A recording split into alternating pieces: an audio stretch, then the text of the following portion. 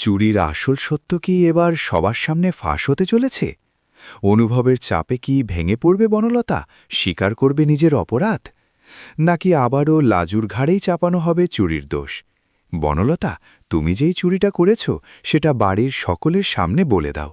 হ্যাঁ সুপ্রিয় দর্শক, কোণে দেখা আলো ধারাবাহিকের নতুন পর্বে তো আমরা এরকমটাই দেখতে পারব। বিস্তারিত জানতে চাইলে এখনই ভিডিওটা একটি লাইক দিয়ে চ্যানেলটিকে সাবস্ক্রাইব করে একদম শেষ পর্যন্ত দেখতে থাকুন। কোণে দেখা আলো ধারাবাহিকের নতুন পর্বে তো আমরা সবাই দেখতে পারব যে থাম্মি তো লাজুকে বলতে থাকে যে শোন দিদিভাই, তুই আবারও আগের মতো এই ঘরেই থাকবি আমার সঙ্গে, কেমন? আর তখন লাজু বলে যে তোমরা শুধু শুধু দুদিনের জন্য কেন আমার প্রতি মায়া বাড়াবে ঠাম্মি।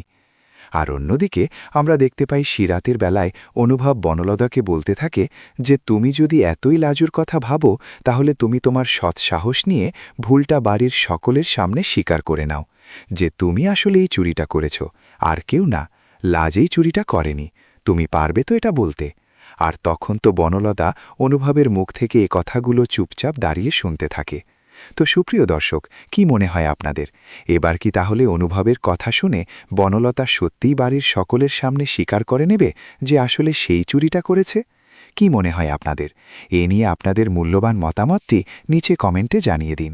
এবং এরকমই প্রতিদিনের সব আপডেট সবার আগে পেতে চাইলে এখনই আমাদের এই চ্যানেলটিকে সাবস্ক্রাইব করে দিন। ধন্যবাদ সবাইকে।